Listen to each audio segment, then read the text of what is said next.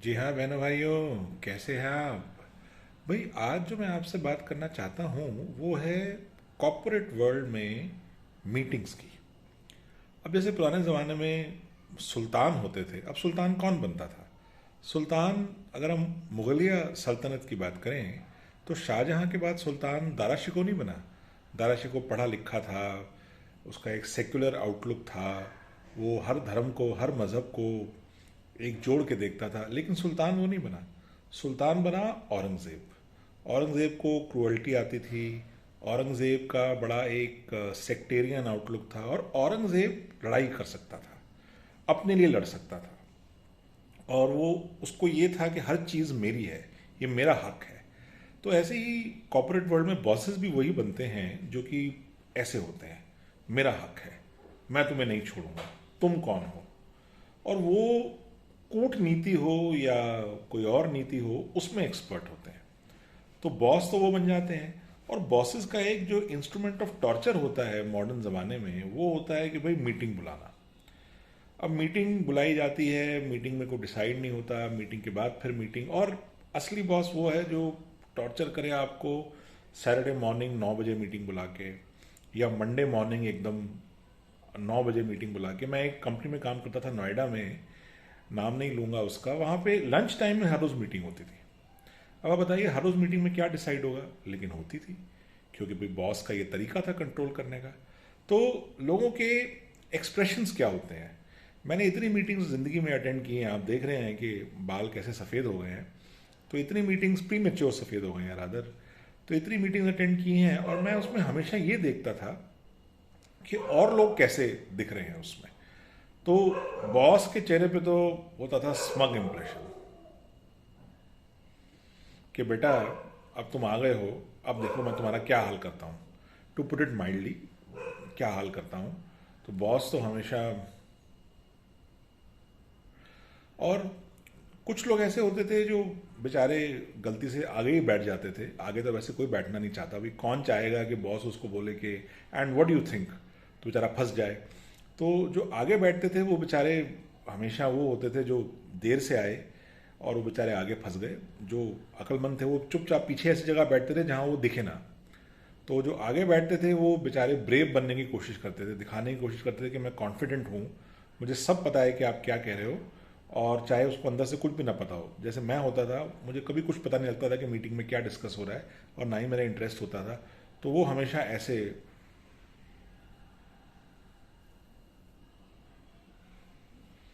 मतलब दिखाने की कोशिश करते थे कि भाई देखो मुझे पता है। और जब कोई पूछ लेता था एकदम से सवाल, और Vishnu what do you think, तो एकदम से फिर हड़बड़ा जाता। Well, what I think is. और वो जो व्हाट आई थिंक इज के बाद ना लोगों ने अपने अपने वो बनाए हुए थे। जैसे कुछ लोग होते थे जो ऐसे बोलते थे कि दो सेंटेंस बोल के ना, what I think what we should do is, in the sense of, getting, are you getting me, वो are you getting me पहले ही बोल देते थे कि भाई देखो मैंने बता दिया, तुम्हारी गलती है, तुम समझे नहीं समझे तो are you getting me, you know what I mean। तो ऐसे वाले। फिर कुछ लोग होते थे जो बेचारे इतने कॉन्फिडेंट चाह के भी नहीं बन पाते थे। वो बेचारे ऐसे पीछे यूं बैठे रहते थे, उनके चेहरे पे ऐसे ना स्ट्रेस और टेंशन दिखती थी।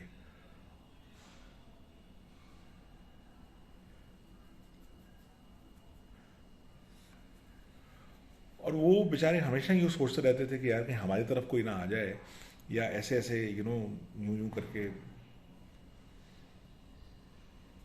फिर आते थे हमारे वो वाले जो, जिसको हम पंजाबी में कहते हैं ना ग्वाची का, वो जेनुइनली ग्वाची कहाँ थे, मतलब उनको कुछ अता पता नहीं होता था कि हम बैठे कहाँ हैं। वो बेचारे जैसे एक पार्टनर्स हो जाते हैं या हस्बैंड वाइफ हो जाते हैं ना शादी के 4-5 साल बाद, उन्हें फ़र्क ही नहीं पड़ता कि ये क्या सोच रहा है या ये क्या सोच रही है। वैसे ही वो हो जाते थे, मतलब वो इतना बेचारे पिट चुके होते थे, टॉर्चर हो चुके होते थे कि अब उनके चेहरे पे कोई एक्सप्रेशन आता ही नहीं था।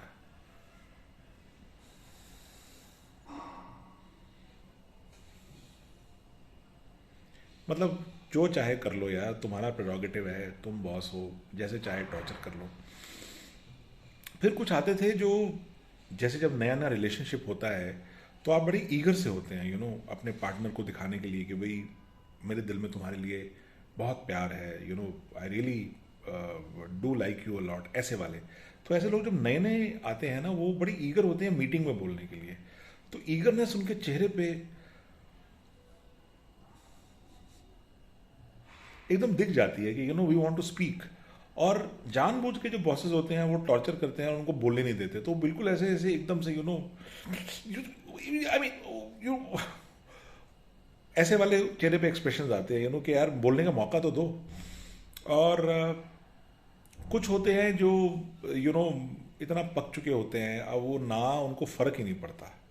आप सैटरडे क्या उनको संडे को बुला लो, उन नहीं फ़र्क पड़ता, वो ऐसे ही एकदम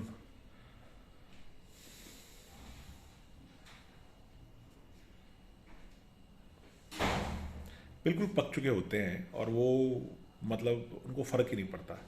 फिर एक और स्पीशीज़ होती है जिसमें मैं खुद भी बिलोंग करता था काफ़ी हद तक। वो होती है जो औरों को थोड़ा सा ना मतलब फिंगर करना पसंद करती है, औरों को थोड़ा सा हंसाना या चेहरे पे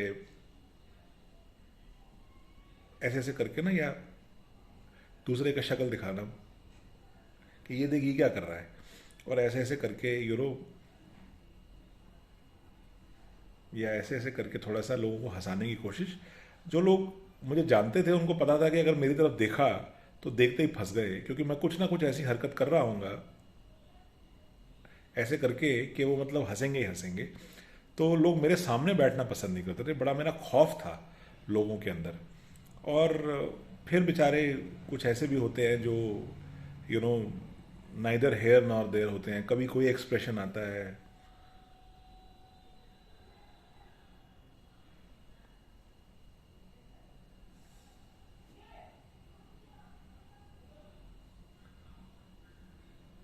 मतलब उनको जैसे, अब क्या कहा जाए, जैसे कि आप मतलब हस्बैंड वाइफ को कह दें 15 साल की मैरिज के बाद जाओ जाके साथ साथ खाना खाओ, यू शुड बी टुगेदर।